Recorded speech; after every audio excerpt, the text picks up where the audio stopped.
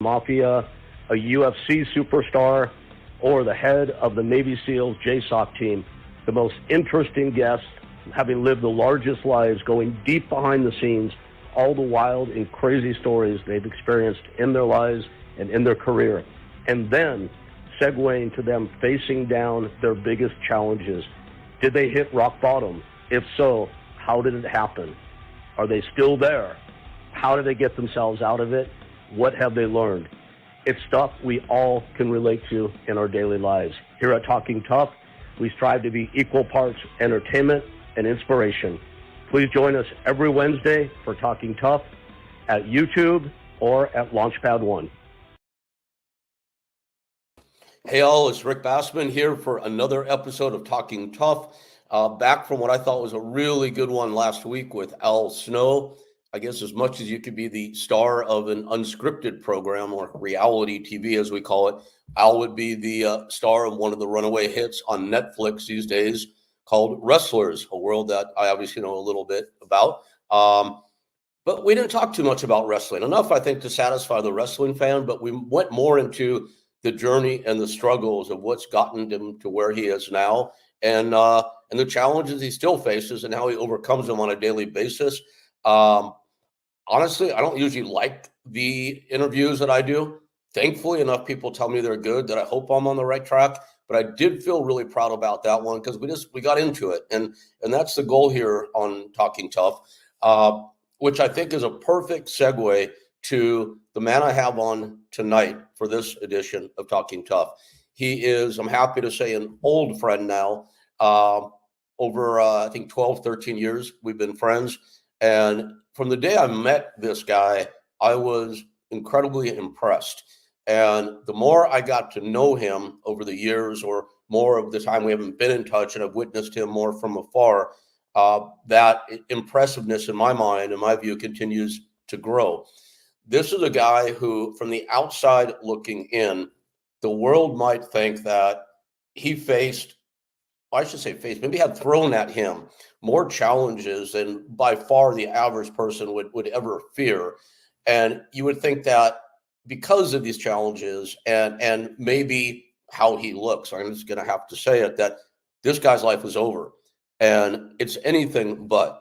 And this is getting to be a little confusing. My friend spent 8 years in federal prison and came out as a grown adult. What do you do now?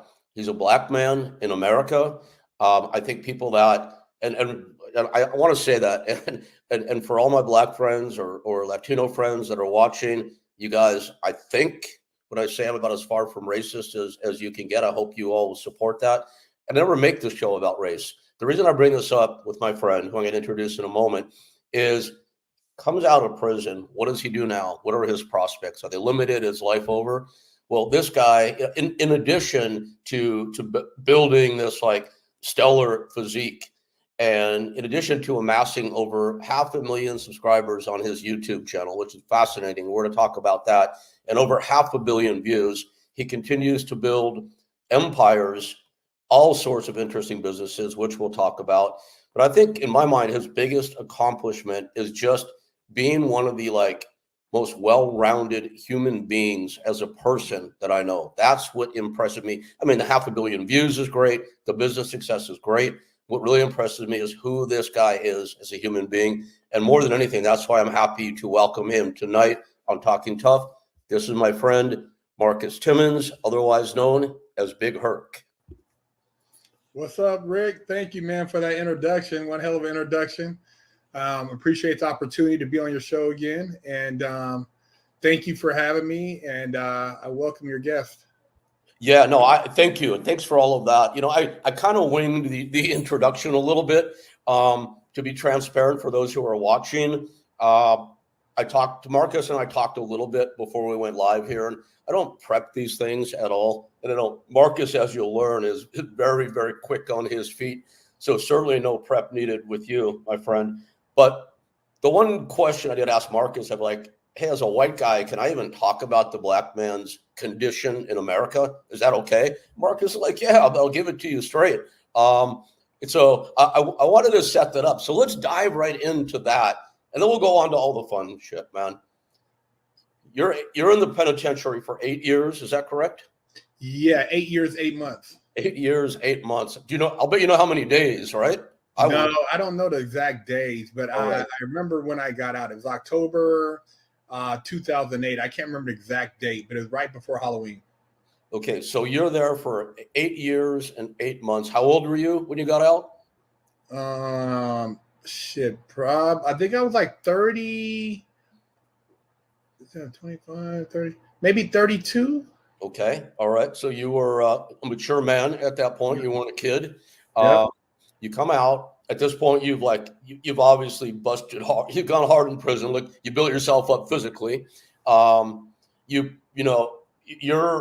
a guy that us white movie makers in Hollywood would be like, yeah, let's cast him for a prison drama. He looks the part, right?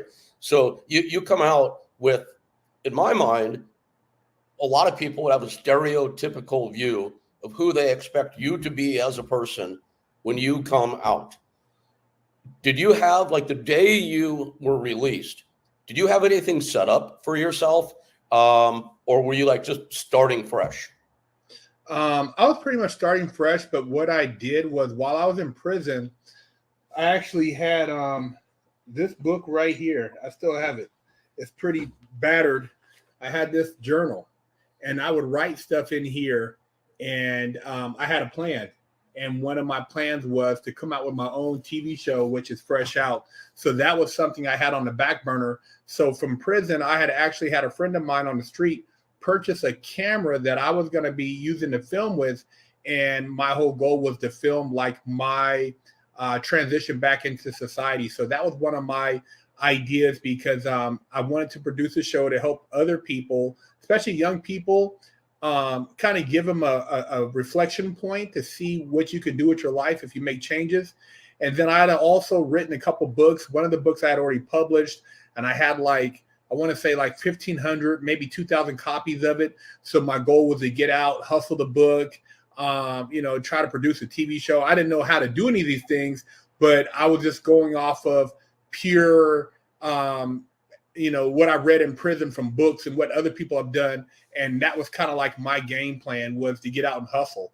So I had that in my mind. I didn't have any girlfriend, any family members or anything out here. But what I did have was good friends and a couple people that looked out for me when I was in a halfway house. And that's how I was able to kind of get on my feet. But, I chose to take that route. I didn't want to go and live with some family member to go get a job at a grocery store and, just basically be normal. I never looked at that as an option to be normally back into society, quote unquote, 9 to 5. So I always looked at, I spent all my time in prison preparing myself, writing down all these business ideas, helping people with legal work, hustling in there where I would help people. And that was my job. So I figured I had a skill set. All I had to do was take that skill set, whatever it was, and use it on the street to be self-employed. And that's pretty much what I did. And that's how I kind of transitioned into doing a lot of the things I'm doing now. So you were ambitious, you were excited, and you believed in what your pursuits were. That's probably fair to say all of that, I would think. Yeah, I talked about on one of the videos I did, but I used to walk around. I had a laundry bag, and it was like a netted bag, and I would carry my books in it. So I had usually a Black's Law dictionary. I had a couple other notepads with notes, typing paper, Wall Street Journal, probably a DuPont Register or Rob Report, maybe a Success magazine, or sometimes I'd have some type of business magazine, and I would have these things with me at all times, and that's how I did my program. I was always studying, and I was never in prison, so my mind was as though I was going to an office. I was just on hiatus. I wasn't doing time. I was just passing through. So I never really bought into any of the things there as being mine. The cell wasn't mine. The toilet wasn't mine. this commissary bullshit wasn't it was just stuff I was utilizing while I was in prison. So I never got into the whole prison mentality. Yeah, man, I was in prison. I was kicking it with Big Tone and blah, blah, blah. And yeah, I'm watching the Laker game. I didn't do none of that. I stayed in a law library. I worked out. I walked the track and meditated. And that was it. I had maybe a couple friends in there, and that was it. What do you attribute that mentality to? Did you enter prison with that mentality? Is that how you were born? Is that who you were? Or did something switch over at one point from something different? The day I got arrested and they put the handcuffs on me, I knew that that was the end of the game. You know, I had played the game for a long time, and I realized that I had allowed myself to get caught up with individuals by my own consent and free will that I should have never entertained. And there are people you entertain for the simple fact they're in maybe a social circle, but you know they're really beneath you. Not to sound like you're bougie, but you realize that maybe they don't have the same opportunities or potential or goals or vision. So when you get involved with some of these people in different things, it doesn't play out right because they're not on the same wavelength. And I realized that, but I realized it after the fact, after I robbed the bank, you know. But, you know, I started really just paying attention. So I looked at the people around me. I listened to, you know, different individuals talk. And even in prison, you're able to find on higher frequency. You got to listen a little bit, you know, more in depth to hear it, the message. But there are very intelligent people. And I was able to tap in with what I consider the smarter, more intellectual individuals in prison. And it just took me in a whole nother direction. And one thing, you can't play both sides. You can't go over here and play in this sandbox and come over here and play. You got to make a choice, because what you put over here, it's like mixing ingredients. It's going to get in this little mixture over here. So now you don't have a pure sourdough bread. Now you got some cinnamon in here. You got some pumpkin spice because you've been mixing the pie with the sourdough. And so you can't use the same spoon. So it's either a clean break or no break. And so I prefer to just kind of keep it clean, but keep it copacetic. And that's a fine line, because a lot of people, when they feel that you think you're better than them, they feel some kind of way and they want to do something to you. So I had to make sure I straddled that line so that these guys didn't consider me to be an enemy. But at the same time, I didn't want to get pulled into conversations or energy that got me in prison. You got to, I've already seen it. So, you know, when you start talking and hanging out with certain people, when you communicate, communication's a very powerful thing. It's energy. And as you communicate, and if you're talking all the time, oh man, you know, remember that time we did this and did that, pretty soon you're feeding that energy into a reality, and then that reality becomes a part of your conscious. And so now that is in your subconscious, and you might entertain things relating to that subconscious thought. So if that's what got you in trouble, you know you can't do the same thing. So you got to totally change your mind frame. So I literally in prison did a full evaluation of who I was, and I took my subconscious and stripped it down to the bare bones, to the chassis, and nut and bolt restoration. I did a nut and bolt restoration of who I am as a person. Wow. Okay, so you're very disciplined. That comes across immediately, and you brought that discipline in, or really started a whole different type the day you got there, right when the cuffs went on, as you said. One thing that's really stood out, you said it a few minutes ago, is, well, you mentioned the word hustle a few times, and you know a lot of people have a connotation of hustle being something that's like a little nefarious. And I just wanted to clear up. I know with you, hustle means you're disciplined, you're goal directed. So I wanted to say that before I went into the next. You said when you had an idea to make a TV show, you know, right away someone's going to think, well, maybe it's like to come out and show what it's like to be a baller or something like that. But what you said was you wanted to make a show to help people, to show them how you can better yourself. Now that's a whole different type of mentality.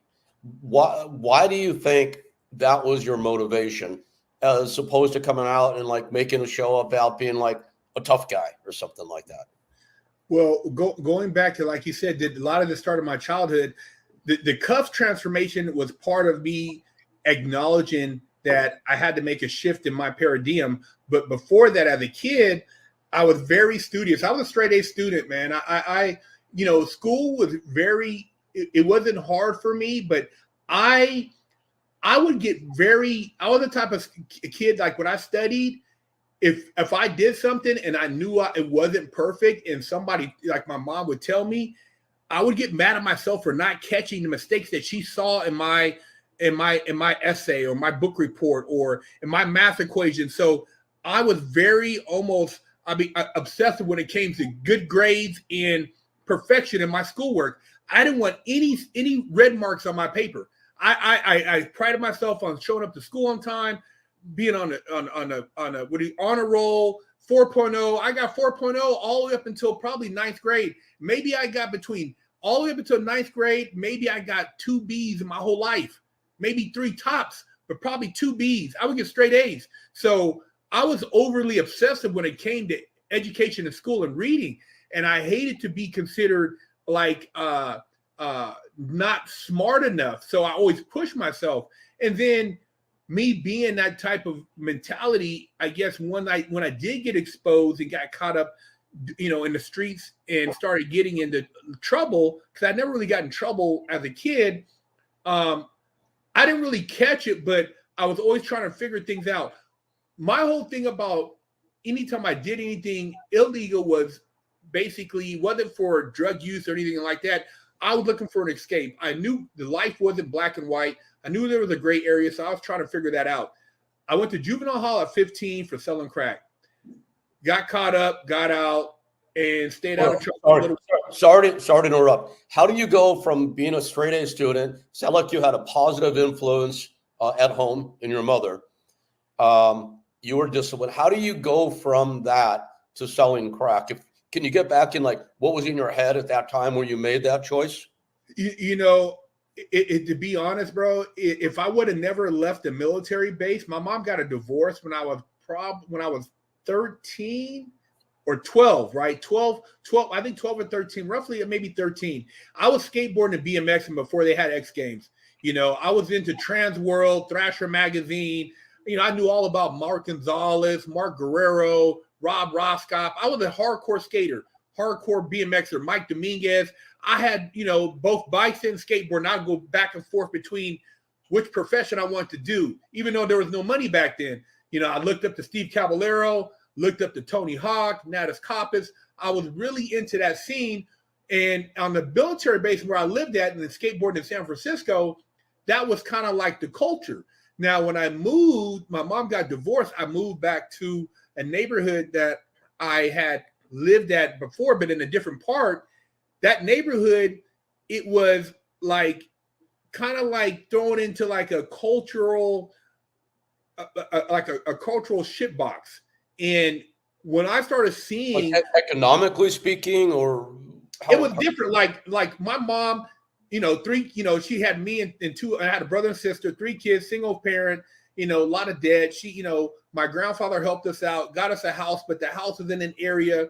It wasn't super bad, but it was a lot of drugs on the street, and that influenced, like, I was skateboarding and stuff, but that influenced gradually the skateboard, kind of like the basketball took the place of the skateboard.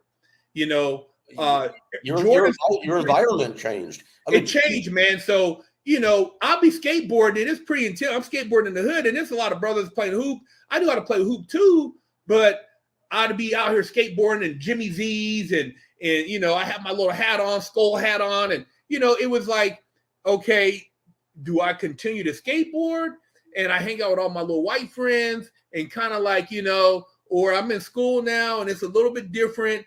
Do I get more, do I acclimate into that? So it was a lot of decision making, and a lot of kids go through this around 13, 14. So going into high school, skateboarding kind of got pushed to the side, even though I was getting better at it. So me being one of these kids, because I am what I considered I was kind of smart at the time. I'm like, well, freshman year I had trigonometry, Spanish, and a couple other chemistry. So I had a pretty decent classes. But I'm thinking like, man, maybe, the streets, I see what's going on. Maybe that's a way for me to make some money and get and kind of like dabble in that and, can maybe make some other moves. So I didn't know what I was doing, but, I asked somebody, hey, man, how are these guys making all this money, man? I see guys pulling out wads in the lunch line. I see these guys rolling these cars with music. And they're like, dude, they're drug dealers. I'm like, what are they selling? I didn't know shit. Nobody in my family did any of that. So I didn't even know what crack looked like. And, a dude told me one time, he says, Marcus, man, you don't want to mess with that stuff, man. I'm like, why not, man? I mean, dude, look at you flossing and stuff. He's like, man, this is, this life, you don't want to be involved in this, man. You should, stick with what you're doing. You're a smart dude. But I didn't listen, man, because I felt like I knew better. And so eventually I found somebody that sold me $20 worth of crack. And I got $40 worth of crack for $20. Oh, here comes the entrepreneur, Marcus. Here comes the entrepreneur. And the first day I was hustling and I made X amount of dollars, a couple $100 first day, and I was hooked. And so I got caught up in that, man. And once you get caught up in that fast money and you see like what it could do, it was a program in my mind. So I always seen that gray area. But going back to, like you said, why I want to help people, because I did go to juvenile hall and I seen what was in juvenile hall. When I was in juvenile hall and I went to the boys' branch. I'm sorry to interrupt, because I want to spend some real time on why you want to help people. So I have to interrupt only to say this. Like, I've known you for all these years that I mentioned in the introduction, and I knew the story about when you went in, the day you went in, how you came out. I never knew this story prior. I didn't know how you got into, the illicit stuff. And the way you explained it at first, I couldn't imagine that you went from like straight A student one day, let's sell crack the next. And that is like such a perfect explanation. And it just makes a ton of sense. It's a comment. There's not a question in that.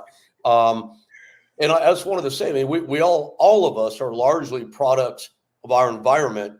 So you found yourself in a new environment, and you kind of, like, you always run your own show, and I know that. But at a certain point in life, we all go along with the program a little bit, and obviously you did. And that's, I think, the thing I've always found so fascinating about you is you did extremely the opposite coming out. You like invented a whole new program. You hardly acquiesced to your environment. So I just wanted to kind of make that as a point. To segue into the guy that years later at 32 is helping people. So please pick back up from when I jumped in and interrupted you. Well, you made a great point there that I totally went against everything in prison, which I did the total opposite with the program, but it took a stronger, more spiritually grounded Marcus to understand that. As a kid, I was lost, bro. No dad, no major male role model. I tell you right now, people think, oh man, these women are raising great kids. Dude, it's not, a woman can raise it, but she can raise you to go up in age, but she's not raising you. You need a man. You need a man, dude, to kind of put foot in your ass, or kind of like put things in perspective, tell you some things. He'll tell you a story, your dad and you'll be like, wow, man, and you'll think. So when you see somebody else, some other kid, some other man on the street, you'll think like, damn, man, I remember my dad said something about that, and it'll snap. But when you don't have that, you're just like picking up shit from everywhere. This dude over here, you're watching him. He's drinking a 40. He's working out. You might not pick up the 40, but you're going to work out like him because you see he's like, okay, he's swole. This guy over here, he's a sharp dresser. Got girls. He's a player, but he smokes. He look like he smokes weed and maybe a little bit of dope. You don't want to do the dope smoking, but you want the girls. You pick up bits and pieces to kind of create yourself. And depending on what you pick up, could be good or bad. How you perceive it. So you pick up these things, but you don't realize what you pick up until you get older and you think like, God, man, how'd I pick up this habit of drinking whiskey? Or how'd I pick up this habit of going to the bar? How'd I pick up this habit of being an abuser? You know, these are things you picked up, but you never really realized where you picked them up at, good or bad. But these are influences. And there comes a time where you can actually reflect and acknowledge these influences. But when I'm going through juvenile hall, my mom is young, I'm young, man. I don't know. I'm 14, 15 up in there. Everybody's gang banged out. Everybody's on super swole. You know, most of these guys are professional drug dealers. You know, I'm in there because I got caught slipping. And, you know, when you're trying to be sneaky, you're going to get caught. You're running around selling dope behind my mom's back. You're going to get caught. But I'm in there and I'm seeing this. And I'm like, wow, you know, this is what the other side goes through. And this is the system. Went to, you know, so I ended up spending over 6 months in juvenile hall, not all in juvenile hall, but in the boys' ranch with other young men, gang banged out, you know, doing activities in there, going to school, whatever, and then got out. And then I stayed out of trouble. And then I got caught up again when I got out of high school, hanging out with some guys again, influenced, and made some bad choices and caught accessory to a home invasion. And so I ended up doing 2 years, 8 months for that case in CYA. So that's California Youth Authority. And that's basically like gladiator school for the penitentiary. Yeah, so that's not a good place for a young man. I know. No. So, you know, the influences weren't the best, but I still found some positive in those influences. But it wasn't until I got older and I could see like, well, damn, how could I have helped the younger Marcus at 13, that skateboarder, that kid before he started selling dope, that kid before he wanted to go get a pistol, that kid before he wanted to claim some neighborhood that didn't give a damn about him. How could I reach that kid and maybe made a positive impact on his life? And that's what made me want to do the show, essentially, to go back and, you know, be a kind of like an internet dad to some of these kids who don't have it. And do you hear a lot from these kids that are watching your show? And I, if so, what is like probably nothing typical, but what is like a sample of outreach that you would have come to you? I'm gonna tell you something right now. I just read it. I just read it the other day.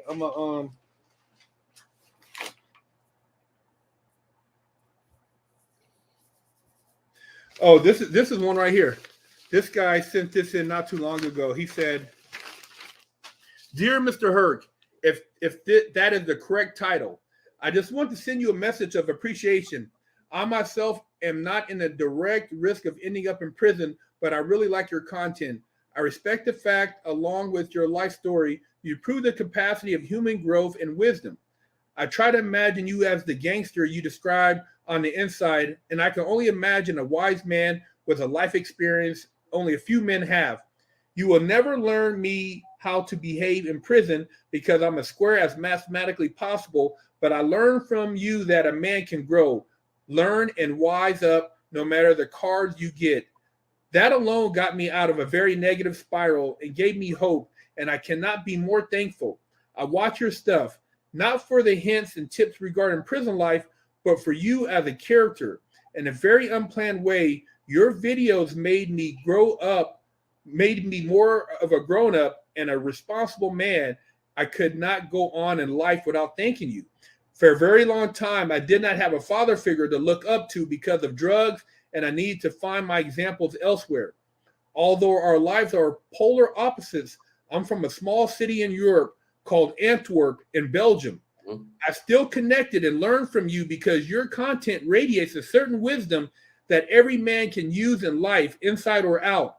Again, I want to thank you for that. Along with people like David Goggins, you were part of my maturity process as a young man, and out of respect, I felt obligated to personally thank you for that. Even if the changes are slim that you can respond as a big content creator, you taught me how respect goes a long way, how to be more careful around people whose intentions I don't know, and how to create connections with people I might find intimidating. Those things alone helped me immensely. Again, thank you. I hope you stay as eloquent as you are right now. I love the no-nonsense experience-based stories that apply to all walks of life and the wisdom that radiates through it. Somehow, in a magical turn of events, I'd hope to share a meal and conversation with you one day. Kind regards and a big Herc thank you from a listener who sees how your life and your story taught me more than I would ever expect. Wow, dude, that's beautiful. Hey, I want to tell him that one thing he doesn't have to worry about is you ever not being eloquent. He doesn't have to worry about that. Marcus, look, those of us who do philanthropy at all, we do it for who we're doing it for, but we do it for ourselves also, because it feeds our own heart, feeds our own soul, feeds our own ego. And that's okay. Ego can be a good thing, as you know. How do you feel getting a letter like that? What is like your visceral reaction to that? You know, it makes it worthwhile. So in spite of the censorship, in spite of like not, you know, getting the social media accolades, you know, I know that my message is still getting out there, even though I don't see the numbers because the numbers are suppressed. It's reaching the right people, it's changing the right lives, and it's making a difference. And I know that by me keeping my integrity and me being honest about my experiences, who I am, I'm doing more good than bad. So in the long run, I feel better by continuing to have my message be one of positivity rather than glorifying, you know, robbing people, you know, shooting at people, doing things that aren't becoming as a positive human being. Wow. I mean, that's such an unbelievably powerful message. And there's like a million questions off of that. You know, probably one of the biggest ones is this guy from Antwerp, Belgium. And I was just in Belgium recently, so I know exactly where that, well, hopefully I would know where that is anyway, being an educated person myself to a degree. This guy was not a criminal, as he said in the letter. He talked about you influencing him, you meeting him where he is. And that's a thing I love about your message. It's not about, how to survive in prison, how to rehabilitate yourself after you come out of prison. I mean, you obviously could teach a college course in that, but it's how to live a full life no matter who you are. There are a lot of people in America, in Belgium, and everywhere these days who are just suffering, man. It's part of the human condition these days. And I don't want to get into why, because then that bleeds into politics, and I don't like doing that shit, and I don't think you do either. I don't know. That's up to you. But you meet a kid like this in an elevator who is, you know, sad, lonely, depressed. The elevator's got 8 floors to climb. You got 60 seconds in there with this kid. You can sense what's going on with him. What can you tell somebody during that elevator ride, the elevator pitch, as we call it in Hollywood, that might get them thinking about managing their life in a different way?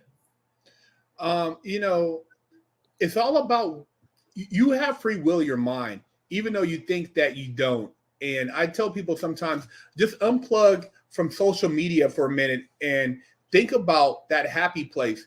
Think about, you know, a place where if you could go there right now, or if you can have that ideal reality, what would that be? What does that look like? If you can't define that, then you're not going to be able to create anything that changed your current predicament. So for myself, I would always picture myself, you know, even when I was in Lompoc USP and there was a dark rain cloud over the prison, because it always seemed like it was a dark cloud over the prison, and you could look at a distance and there'd be light. It's like the energy was just so dark and negative. And I would be walking the track with my friend, my mentor, and I'd be talking about like, yeah, man, if, you know, we were in LA, bro, you know, they got that new Ferrari, or they got that old school, what would you pull up in? And we'd be talking. And so we would always be somewhere else. And I would try to create that visualization of what that would be. And later on, even when I went to another location, I had a vision board on my prison cell wall right by my bunk, and I would look at it at night. And I had like a picture of like different places I want to visit. I had a picture of money, nice cars, watches, houses, just different things. And I would always visualize, even though I didn't have, you know, $1,000, $100, you know, $200, I'd be like, one day I'm gonna be in Miami on a cigarette boat. One day I'm gonna be, and I would be doing these things. And literally, I was programming my subconscious for these things to be my norm. So whatever it is you want, you gotta deeply embed these codes so that you truly believe, because you've been taught to believe your current reality. That's why you're living it. Whatever it is, whether you're living in a shithole apartment in East LA, whether you're living in Beverly Hills, whether you're living on Skid Row, you've created that through programming. So you have to reprogram that. And as soon as you realize you can do that, and sometimes you might think it's corny, but go get I don't know. I used to play scrapbook when I was a kid. You cut pictures out and create scenarios and create that whole visual and believe it. You got to believe it. You can't just do something and believe it. And you also got to have an action. You can't just say, okay, I want to do something and not actually execute an action to trigger something that can make that happen. Perfect example is like, I didn't have shit when I got out, but when I first got a car through a friend of mine, I would drive all the way from the halfway house into or actually I was at that time I was renting a room. I would drive to Beverly Hills. I mean, not Beverly Hills, Malibu. And I would try to hang out where the rich people hung out. I didn't have no money to even buy. Maybe I could buy me a little pasta dish because it was cheap, $16, $18. But I would go in there. I had on clothes that I bought at Ross. I didn't have nothing super fancy because I couldn't afford it. But I would just hang out. I'm like, maybe I'll catch me a rich lady or maybe I'll meet somebody. But I was trying to be around money, even when I was dead broke. Marcus, when I was homeless, man, you remember my dog Ramon, of course? Yeah. When I was homeless, I used to take Ramon down to Malibu, and we would walk the beach on Malibu Colony and jog on the beach there. And guys, I had to throw that in there. Dude, I relate to what you're saying.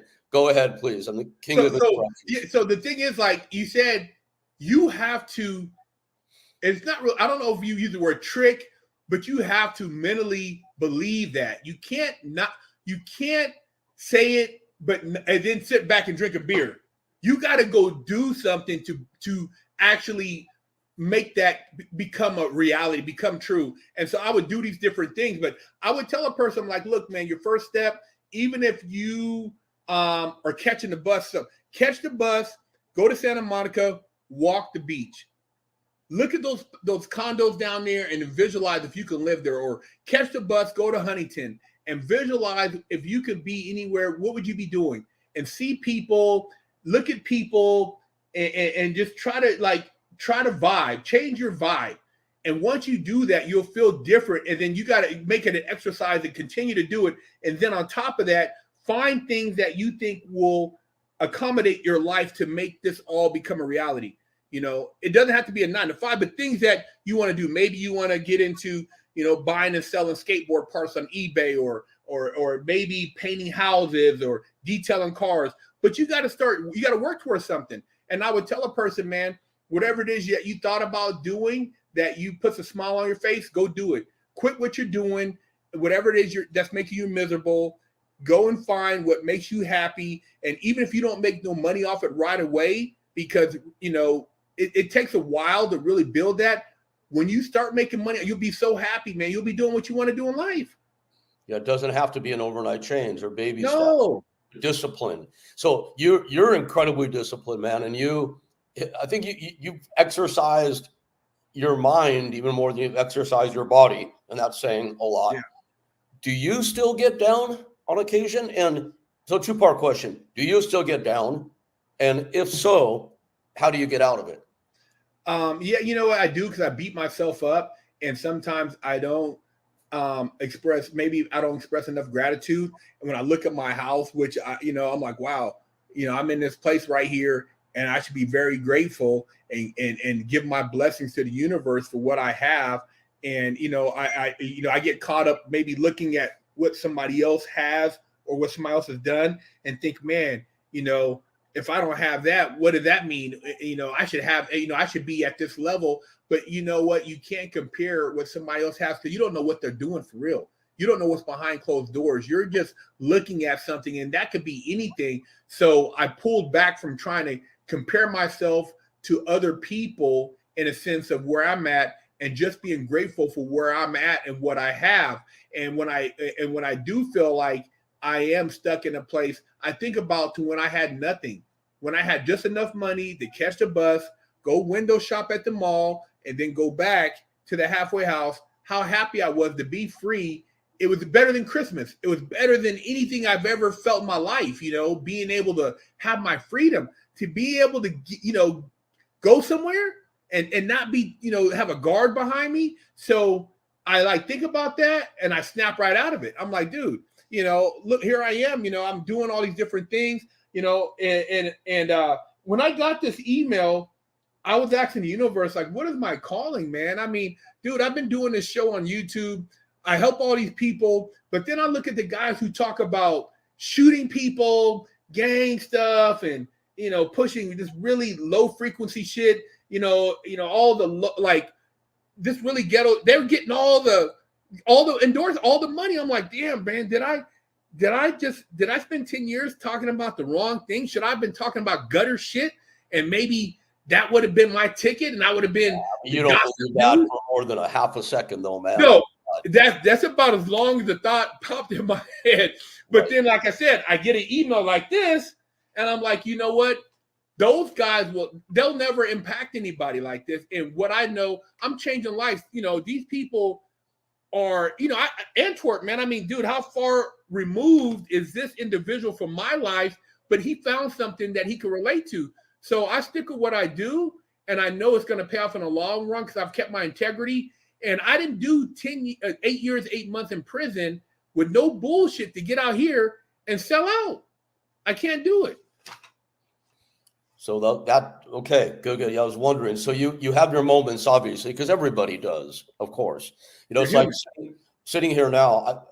I've got the really nice house in LA these days. I live in LA, but whatever. I have a nice house in LA, and you know the path I've taken as well. And I could be sitting in this beautiful house with my 4 beautiful dogs, on my beautiful furniture that I purchased last year when I moved in here. And I can find myself like sometimes spiraling into these dark places. And it's like, what I do now is if I eventually I'll catch myself. I don't think I'm as quick on my feet as you are. So I wanted to ask what tools you have and what you use. I have a word now. It's like my safe word. I say to myself, I go, stop. I recognize when the spiral is happening. I say, stop. And then I'll do something like this. It's like, give myself an exercise. We know that sitting here, you're right now, if I wasn't talking to you, if you weren't talking to me, we're sitting in the chair you're in, I'm sitting in the chair I'm in. We don't have any outside stimulus around us. We can test ourselves and go, I can make myself very sad right now, or very upset, or very depressed just by what I think. Nothing has to happen for that to happen. Or I can make myself positive, motivated, happy. To me, that tells me everything. You did that with the worst circumstances surrounding you. You did that in a hardcore penitentiary. I did that. I have a photo I should send it to you sometime, where I'm in a forest in Northern California when I had 3 dogs, Ramon, Gogo, and Eos. And we were on a beautiful path. It was sunny. I had someone take a photo, and I've got my arms around my dogs, and we're all smiling. They have the pit bull smiles. I have my forced smile. That was the day I went homeless. And I'm like, where am I going to go? What am I going to do? But I realized in that moment that I had a choice to decide which direction I wanted to go in with my thoughts, recognizing that you can build upon those thoughts to take the baby steps that you're talking about. And I think it's important for people out there that are watching you now and going, well, yeah, he was like that, but people that aren't getting the message, yeah, he was like that in prison, but now he's where he is now, and he's got 500 million views. He's probably making a lot of money, and I hope, I'm not asking, but I think you're doing well, and I hope you're doing really well because you deserve it. And he's in this great position. So what does he have to worry about now? But I think it's really important that people understand that no matter who you are, where you are in life, that we're living life every single day, and that we can all run the risk of going to that dark place. Just like Anthony Bourdain and Kate Spade did a couple of years, 2 days apart from one another. Famous people, rich, good looking, everything in the world. I can't imagine what was in their heads to take their own lives. So the whole point of this monologue or this diatribe is for people to recognize that you've come an incredibly long way, but you're still human, and that you face life every day just like everybody else does. So you did answer the question, but I want to dig a little bit deeper. Do you like what does a dark day or a dark moment look like for you now? Or do you really just, are you able to squat, like nip it right in the bud when it starts to come up? Well, you know what I've been doing? You know, as a child, I used to draw and paint a lot. That was like my escape when I was a kid. And I used to be in my room as a kid, or just like, you know, trying to create a fantasy, because I always had these fantasies I would create, like, and put myself in scenarios. And so I would draw and sketch and paint. So lately, the place I'm at now, I actually have been producing a lot of artwork, and I've tuned out of social media, man. Once you tune out, like before I got out of prison, I never watched the news. I never watched any sports. I didn't know. I couldn't tell you who won the Super Bowl, what song came out. I couldn't really tell you anything about entertainment or the news from 2000, outside of 9/11, up until 2008. You know, there was a couple of shows here and there, but for the most part, all I did was study and read and write and work on myself and try to get out of prison early. And so when I got out, I didn't really know about, like, you know, the housing crash. You know, I knew a little bit about, like, you know, you should have invested in gold and silver, but I wasn't caught up in social media. And what I realized, social media has become so toxic. It's become such a dark, you know, The internet's the worst fucking thing that ever happened to this planet. dude. It's worse than being an alcoholic. It's worse than smoking dope. If you look at all this stuff and you keep looking at your picture, you're looking at people not talking to you, you're looking at other people, you're looking at this, you're like, what is my life? What am I? And dude, that shit will destroy you. So I don't really look at, you know, I only do stuff, Rick, to post. Like, I'll put it here and there on TikTok, but sometimes I paint, and dude, I'll paint for 6-7 hours.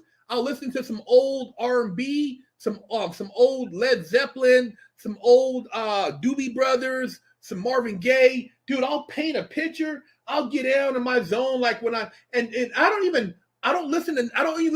out. I don't want to hear about what's going on Fox, CNN, MSNBC. Who cares? I just tune out, do what I need to do, and then know that, you know, I have my responsibilities, but I don't care, because all that stuff is just really, it weighs you down and you don't realize it. But imagine just somebody keeps stacking weights and you're holding like a plank on your head. You're like, God damn, pretty soon your neck is hurting. And then once you take all that shit off, it's like you got rid of the burden. You know, you feel like, wow, because you tuned out. That's the problem. These last couple of weeks, I've tuned out. I actually, like, probably a month. And dude, I felt so much better. Like, I don't listen. Like, when I do my drives, I drive from Arizona to LA. I listen to positive stuff. You know, people who are really, you know, energetic, high frequency. The music, I don't listen to any more gangster rap. I don't listen to nothing about nobody killing nobody, robbing nobody. I stopped listening to all that shit. I listened to, like, I did an experiment. I listened to, like I said, Otis Redding, Marvin Gaye. Dude, the Spinners got inducted to the Rock and Roll Hall of Fame this year. I was so happy. Hey, man, one of my favorite bands. But the Spinners. Yep. When I listen to that, and then I try to listen to other stuff, it doesn't go together. And I realize, man, that shit it's horrible, bro. So a lot of people, it's hard for people to discipline themselves to let go of that. But social media, Rick, that right there, if you want to flip the script, try 3 or 4 days of not looking at Instagram, Facebook, TikTok, whatever else they got out there. You also mentioned the news. You don't forget CNN, forget Fox, and everything like those two. No. Absolutely. Yeah, that's good advice, man. That is really good advice. Yeah. And find you something that you can do that gives you pleasure. Whether it's you out there, you know, maybe, you know, doing your landscaping or planning, or, you know, cleaning your car, or something that makes you feel like, wow, like you're, you know, a passion, something that makes you feel good about. Something, that's what you want to tune into. Constructive, anything. Yes. Sure. Yes. Dude, I really appreciate it. I love doing this show, and this is like this is such a great conversation with you. You just gave me something big. I have to come clean and admit that I've been looking at the news every day for about 2 months now. And dude, here's how bad it's gotten. Like with the whole Israel and Gaza condition, I've been reading the Israel Times, and then I'll flip over and I'll watch. And I'll check this out, Marcus. I read the Tehran Times. There's an English language version of a newspaper from Tehran, Iran, and you can imagine what that says. I mean, you think CNN and Fox are extreme? Yeah. You should read the Israel Times and the Tehran Times. And so here's my big takeaway, one of my many takeaways from our conversation tonight, and I'll challenge all of our listeners out there to do the same. As Marcus said, stay off social give yourself 7 days. Stay off news for 7 days. Do something constructive. Here's an easy one. If you can't think of something, there's a website I used to like to read that I haven't gone back to, and now I'm going to. I'm starting tomorrow. It's called goodnewsnetwork.com. If you have to go log on to a website, try that one. Just a thought. You know, I seen I sent a video to my mom. I was watching. Typically, there's a lot of garbage, but on social media, sometimes I like looking at a lot of car stuff because I'm a car guy. And then this little kid popped up, and I love kids, man. My mom did daycare growing up. I love kids because they're so pure before they're, indoctrinated, So there was a kid on there, a child, 2 years old. This kid couldn't even talk, Rick. He was like mumbling baby language, but he was doing math. This kid had 100 times 5, 49 divided by 7, 6 times 6. I'm looking like, dude, a 2-year-old who just got out. Look, he looked like he didn't have a diaper, like he's already probably, but he's doing math on this little board, and he's talking in baby talk. I'm like, dude, this is incredible, man. Look at our kids. Look at these kids, bro. Without the garbage of racism, the evils of this damn drag story hour, just the innocence of a kid, and you giving him the tool. Look what he can do. So I'm like, when you get back to the purity, and the purity, sometimes I think you remember when you were a kid and you used to drink out the water hose, and you would look in the grass and you would see bugs. You were like, damn, I wonder what kind of world the ants or the beetles have down in the ground. And I would be tripping out on this stuff on Saturdays. I wouldn't be playing video games. I would be nature man. I'd look at bugs. I would, skateboard and do different things. But sometimes I go like going back to that childhood openness, because when you're a child, you feel you could do anything. There's a ramp, right? And if you looked at that ramp today, you're like, God, that's some crazy ass shit. You'd ride your bike, you're like, I'm gonna jump this shit. And you would have your friend lay down, I'm gonna jump over you. Your friend would lay down, and you like looking like, and you'd ride your dirt bike and jump over off this rickety ramp to jump over your friend. Now, the grown man, if somebody told you, like, man, shit, I ain't getting down there. But as a kid, you could do anything. Yeah. As an adult, you can still do anything, but they tricked us into buying into their bullshit, which has stopped our creativity, our child innocence, our third eye. We were invincible as kids. You would climb a tree, you look like, damn, how the hell did I get way up here? And then come all the way down the tree.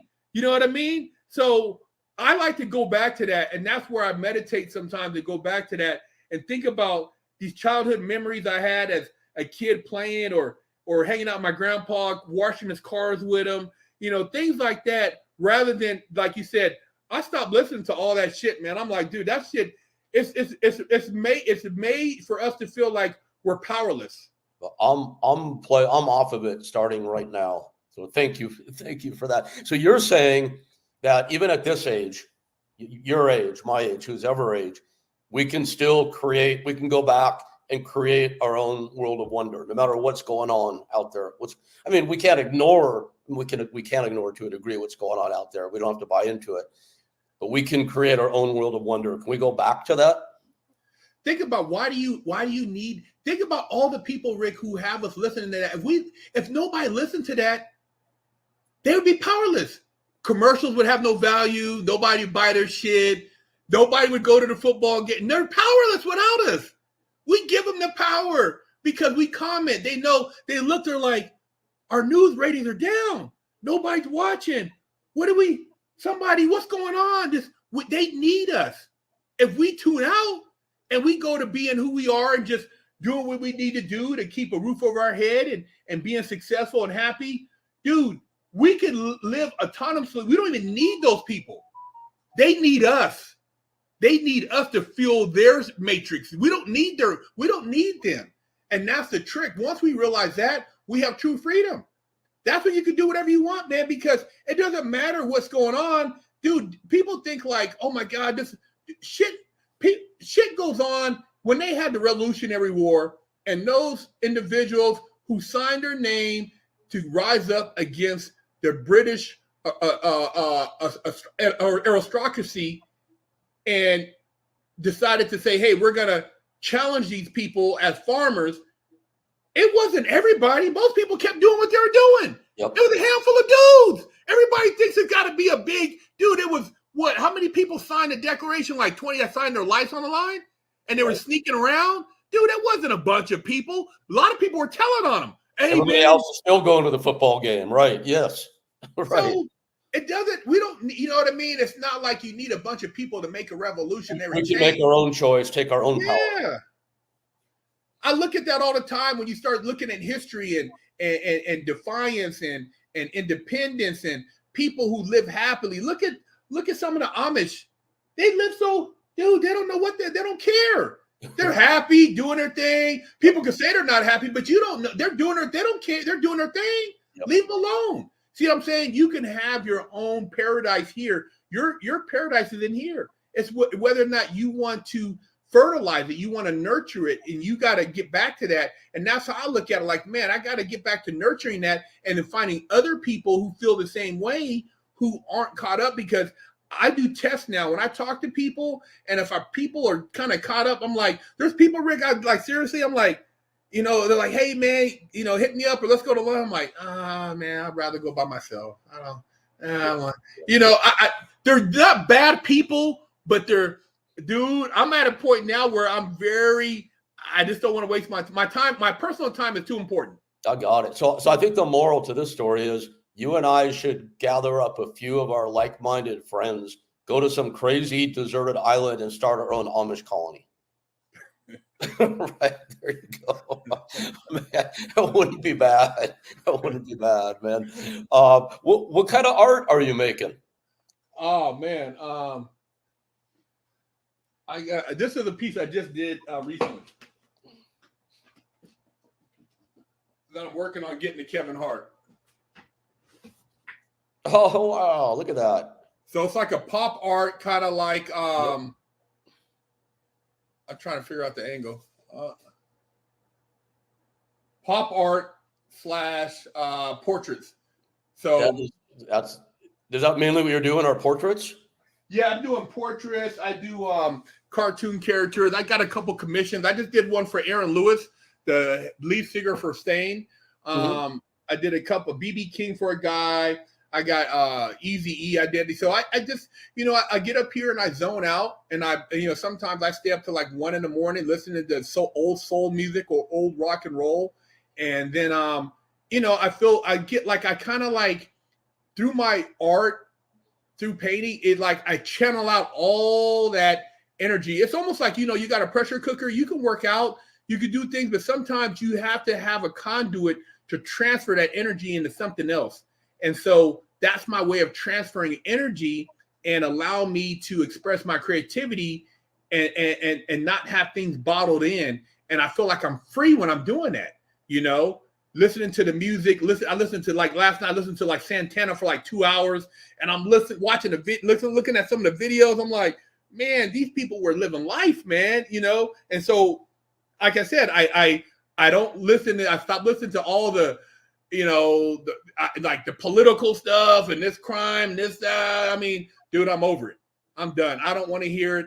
I just want to do my thing and find people who are interested in sharing in my art and people I can talk to, and we can have a good time and being in harmony. We don't have to live in misery or have drama. Everybody wants to have a drama situation. Why? We don't have to entertain it. Why do we need drama? Why can't we just talk about things that are making us so happy? Hey, Rick, man, how you doing? Oh, bro. Yeah, you're going over here doing this. Why can't it all be positive? They've conditioned us to entertain negative frequencies, man. Yep. We don't have to talk about bad stuff. It's all a choice, isn't it, man? It's all a choice. Man, this hour has flown by, Marcus. Holy cow. Hour and 4 minutes. Where do people check in with you to follow you and to be able to associate themselves with this great vibe?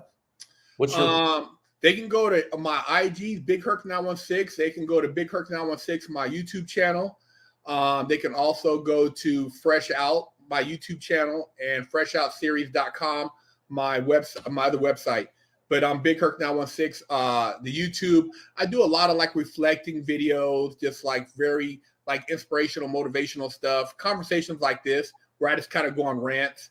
And yeah, man, that's pretty much, people can email me at bigherc916.com and communicate like this, man. Somebody send me a message, I usually holler back. Okay, great. So on the video version of this, we'll put all the URLs across the bottom when we edit it. For the audio version only, folks out there, it's at Big Herc, HERC 916. Is that right, Marcus? That's YouTube. Yep. That's also Instagram. Yep. And then also YouTube, Fresh Out, at FRESHOUT. Is that right? Yep. Good. Want to make sure our listeners without the video got that as well. Man, dude, I really appreciate your time. It's always motivational. You just got me off the news addiction for the next week. So thank you for that. I appreciate that. Hopefully it's longer than that. Well, it's gonna be. You gotta start with the baby steps though, right? Gotta build that anti-news muscle. I will. I'll be in that gym starting this. I started about half an hour ago, actually, when I heard you talking about it. So that's great, man. I thank you for that. I think I heard you say you were trying to get that painting to Kevin Hart. Is that correct? Yeah. I painted this. I know he's a big car guy, so I'm like, hopefully I'll catch him at an event or something and get it in his hands and get a picture or something with him because I think the guy's very entertaining and I love his work. Yeah, that's great. You did me a big solid tonight. In my day job, I'm producing crazy shows all over the world now and got a big comedy show in Abu Dhabi in February. And guess who the headliner is?